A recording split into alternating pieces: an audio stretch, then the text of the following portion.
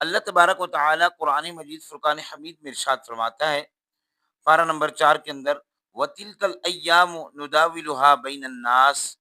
کہ جو ایام ہوتے ہیں، یہ جو دن ہوتے ہیں، یہ بدلتے رہتے ہیں، ہمیشہ لوگوں میں ایک جیسے نہیں رہتے، کبھی کسی کا عروج ہوتا ہے، کبھی کسی کا زوال ہوتا ہے۔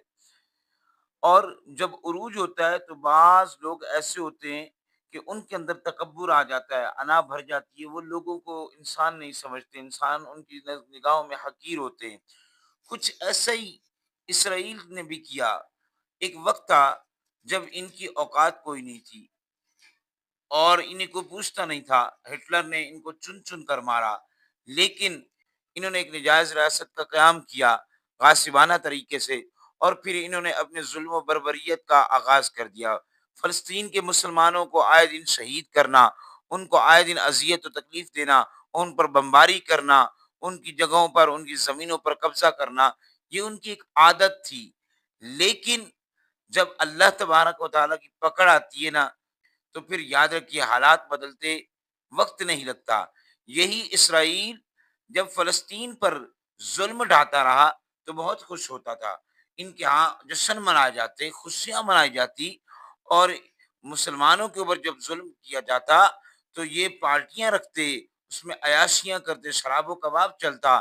لیکن اور جب اللہ نے پکڑا، انہوں نے جب ایران پر حملہ کیا تو انہوں نے سمجھا کہ فلسطین کی طرح ایران بھی خاموش بیٹھے گا، ان کے پاس کوئی اسلحہ نہیں ہوگا، کچھ بھی نہیں ہوگا۔ لیکن اللہ تبارک و تعالی نے ان کو ایسا منہ توڑ جواب دلوایا کہ آج آپ دیکھیں، یہ رو رہے ہیں، پیٹ رہے ہیں، چیخ رہے ہیں، آئے دن اب ان کے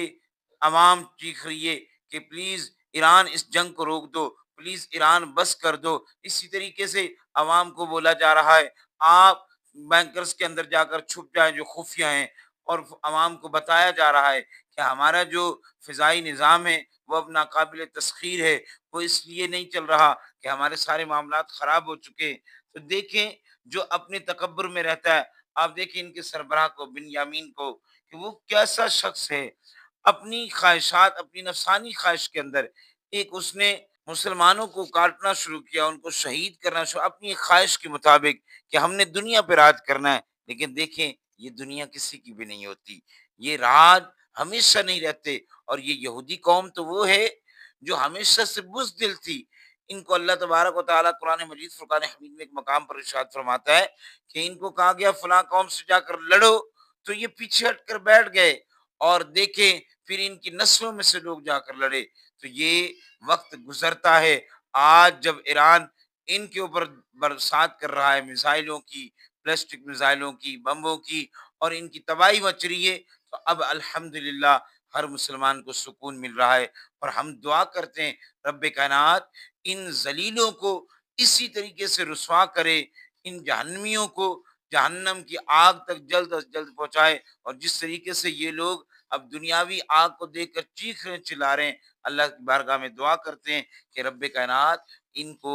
آگے بھی جہنم کی جانب تیزی سے بڑھائے، اور مسلمانوں کو عروج عطا فرمائے، مسلمانوں کو آپس میں اتفاق اور اتحاد عطا فرمائے، اور مسلمانوں کے اندر جو بزدلانہ حرکات پیدا ہو چکی ہیں ان کو دور فرمائے۔ اور ہم سب کو یاد رکھنا چاہیے، اپنے ملک کے ساتھ، اپنے دین کے ساتھ وفاداری کا اظہار کریں،